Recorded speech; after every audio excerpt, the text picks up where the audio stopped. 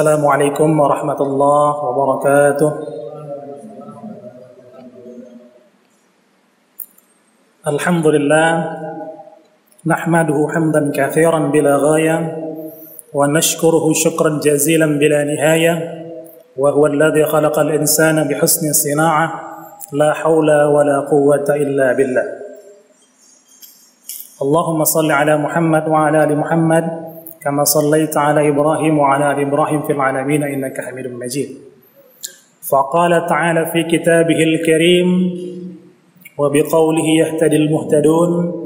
A'udzu billahi minasy syaithanir rajim. Bismillahirrahmanirrahim. Ya ayyuhalladzina amanu kutiba 'alaikumus syiyam kama kutiba 'alal ladzina min qablikum la'allakum tattaqun. Shadaqallahul 'azim. Hadirin sidang jamaah salat Isya dan tarawih Masjid Asy-Syuhada yang dirahmati Allah. Ayat ini sudah sering kita dengar. Malam ini malam 24 Ramadan. Bisa jadi kita mendengarnya 24 kali minimal. Bahkan mungkin 50 kali. Bisa jadi 100 kali. Pertanyaannya yang menarik di ayat ini adalah di ujungnya ditutup dengan la'allakum tattaqun. Orang yang berpuasa diharapkan menjadi pribadi yang bertakwa. Tentu jadi pertanyaan pada kita semua. 24 hari kita puasa, sudahkah membentuk kita menjadi pribadi takwa? Hadirin yang dirahmati Allah, ibarat bermain sepak bola. Harus diakui, semakin di ujung peserta semakin sedikit. Di mana-mana, bukan cuma di Masjid Syuhada, di hampir seluruh masjid semuanya mengalami kemajuan. Dan ini lumrah terjadi. Soft-soft mengalami kemajuan, bahkan mendekati imam. Pertanyaannya, bahkan kita yang hadir di malam ini, sudahkah kita mendapat pribadi takwa? Sudahkah kita menjadi pribadi takwa, mendapat predikat takwa? Ini yang akan coba kita pikirkan sejenak dalam ceramah singkat ini. Hadirin yang dirahmati Allah, tentu kita tidak boleh berburuk sangka. Kita harus berbaik sangka. Jangan-jangan saudara-saudara kita yang di luar sana juga sebenarnya melakukan ibadah di rumahnya masing-masing sesuai dengan kemampuannya. Karena sekali lagi, tidak baik bagi kita untuk merasa paling baik. Baik itu bagus, merasa baik itu jelek. Saya ulangi ini, baik itu bagus, merasa baik itu jelek. Bahkan syaitan itu pernah mengatakan, ahlaqtun nasa bidzunubi wal ma'as. Jadi syaitan itu ngobrol pada kita. Wahai sekalian manusia, kata setan, ahlaqtun nasa bidzunubi wal ma'asi. Sesungguhnya aku akan menggelincirkan kalian semua dengan dzunubi wal ma'asi, dengan dosa dan maksiat. Jadi Bapak Ibu yang dirahmati Allah, sebenarnya setan itu sudah bilang ke kita semua, sudah memproklamirkan diri, dia akan menggoda kita dengan dosa dan maksiat, dan kita sudah tahu itu. Kemudian apa yang dijawab oleh kita sebagai manusia? Ternyata manusia menjawab melalui setan, wa ahlakuni bila ilaha illallah wal istighfar. Tapi ketika aku menggoda mereka, aku melalaikan mereka, memasukkan mereka dalam dosa dan maksiat, mereka juga menghancurkanku dengan kalimat la ilaha illallah dan istighfar. Jadi Bapak Ibu hadirin yang dirahmati Allah, kalau kita salah, segeralah istighfar, minta ampun kepada Allah. Insya Allah diampuni semua dosa kita, apalagi di bulan Ramadan yang mulia ini. Nah pertanyaannya, apakah setan berhenti di situ? Tidak. Setan tidak berhenti di situ.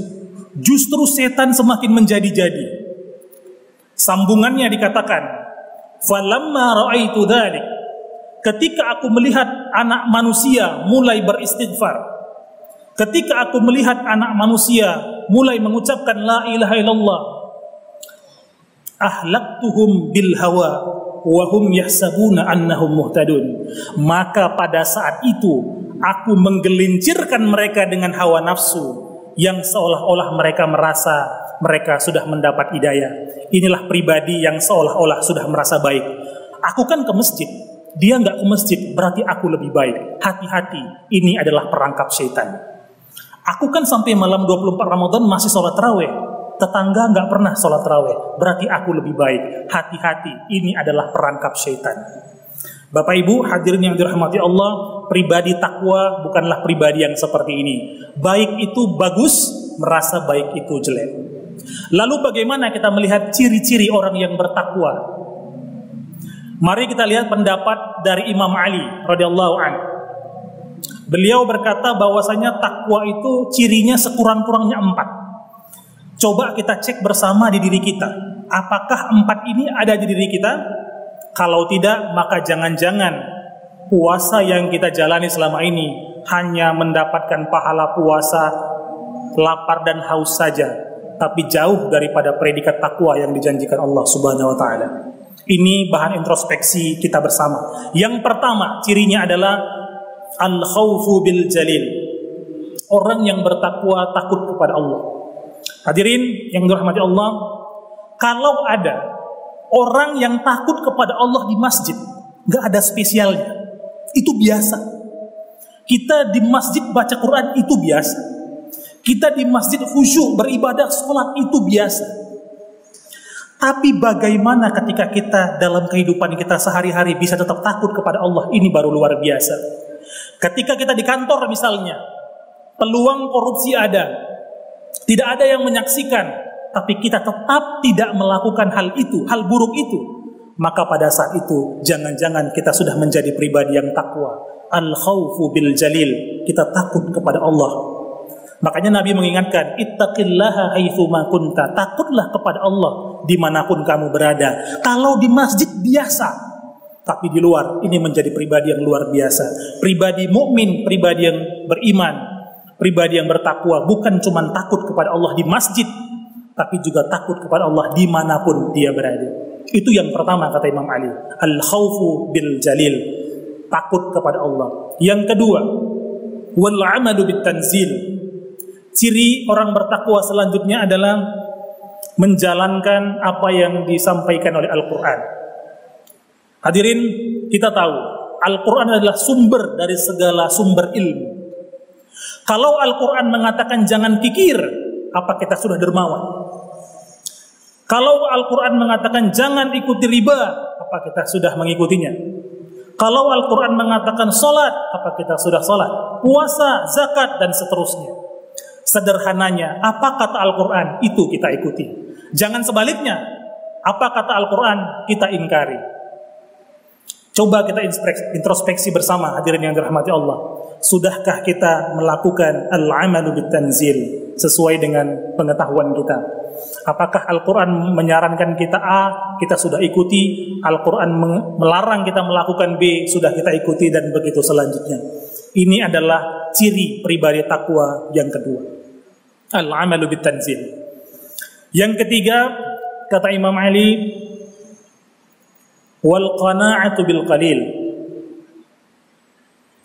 Bapak Ibu hadirin yang dirahmati Allah, kita tahu bahwasanya Islam melarang kita untuk menjadi orang miskin. Tidak ada kaitannya Islam dengan kemiskinan. Justru Islam melarang kita untuk menjadi pribadi yang miskin. Kita harus menjadi pribadi yang berkarya, bekerja, dan begitu selanjutnya. Tapi ingat, ketika usaha sudah dilakukan dengan maksimal, tawakal diserahkan kepada Allah, tapi hasilnya belum maksimal menurut kita, maka kita al-qana'atu bil qalil. Coba kita menjadi pribadi yang merasa cukup dengan yang diberikan Allah Subhanahu wa taala. Hadirin, bisa jadi pendapatan seseorang hanya 1 juta sebulan, tapi di balik 1 juta itu dia diberikan kesehatan yang kalau tetangganya saja punya pendapatan 10 juta, tapi anaknya sering sakit dan kehilangan uang 9 juta. Jadi sebenarnya sama misalnya. Jadi hadirin yang dirahmati Allah, coba kita introspeksi diri kita. Benarkah kita sudah merasa cukup dengan yang diberikan Allah? Sekali lagi, merasa cukup tidak ada kaitannya dengan malas-malasan. Kita harus melakukan yang terbaik. Islam mengajarkan kita semangat, bekerja, berkarya, dan seterusnya. Tapi ingat, pada akhirnya Allah yang paling tahu tentang kadar rezeki dan seterusnya yang sesuai untuk kita. Ketika Allah menghendaki segitu sedikit, maka syukuri. Ini adalah bagian dari pribadi yang bertakwa. Pertanyaannya, sudahkah kita menjadi pribadi yang demikian? Wal qana'atu lil qalil. Ketika suami memberi istri rezeki 1 juta, istri tersenyum. Ketika suami memberi istri 500 ribu pun istri tersenyum. Dikasih 200 ribu pun tetap bisa tersenyum. Ini baru luar biasa. Bisa gitu, Pak? Jangan sebaliknya, dikasih 5 juta senyum, dikasih 500 ribu merengut. Jangan-jangan kita belum menjadi pribadi yang bertakwa. Tidak perlu kita tanya orang lain, coba kita introspeksi diri kita masing-masing. Sudahkah kita menjadi pribadi yang wal qana'atu bil qalil, merasa cukup dengan sedikit meskipun yang diberikan Allah Subhanahu wa taala? Karena sesungguhnya Allah tidak pernah memberikan sedikit kepada kita. Allah memberikan banyak sekali nikmat kepada kita tanpa kita sadari. Hadirin yang dirahmati Allah, itu yang ketiga, wal qana'atu bil qalil. Yang keempat, kata Imam Ali, ciri orang bertakwa adalah isti'dadu liyaumir rahil. Hadirin yang dirahmati Allah, Islam mempersilahkan kita untuk mengejar dunia, tapi Islam juga mengajarkan kita untuk fokus kepada akhirat. Wal akhiratu khairu wa abqa. Kalau harus memilih, maka akhirat yang lebih utama. Tapi apakah kita tinggalkan dunia? Tidak, karena kita sekarang sedang berada di dunia. Silahkan kejar dunia kita, tapi Islam mengajarkan, ingat, ada perjalanan yang lebih panjang, yaitu perjalanan pada akhirat kelak. Kalau saja kita hidup di dunia 60-70 tahun, kita mengumpulkan harta sebanyak-banyak yang kita mampu, bagaimana perjalanan ribuan, jutaan tahun di yaumul mahsyar nanti? Apa yang sudah kita siapkan? Hadirin, layakkah kita berbangga dengan ibadah kita yang sedikit ini? Dengan sholat 5 waktu kita, dengan puasa kita, dengan zakat kita yang sekedarnya, dan begitu seterusnya. Layakkah kita berbangga diri? Dan layakkah kita menghadiahkan itu semua kepada Allah? Rasanya kita harus malu, hadirin yang dirahmati Allah. Kita masih jauh dari ulama-ulama, kita masih jauh apalagi dari para sahabat. Imam Syafi'i di bulan Ramadan bisa mengkhatamkan 60 kali Al-Quran. Di mana kita? Di mana posisi kita? Jauh panggang dari api.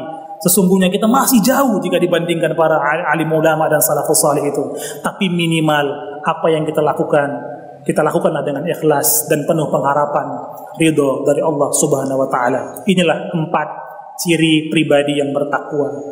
Kalau 4 ini ada pada diri kita, atau ada pada diri minimal keluarga kita, insyaallah la'allakum tattaqun, di akhir ayat Al-Baqarah 183 tadi bisa sedikit membahagiakan kita, sehingga pada saat nanti Idul Fitri kita bolehlah dalam hati berbangga hati mengatakan, alhamdulillah aku sudah menjadi pribadi yang bertakwa jika ada 4 hal ini di dalam diri kita.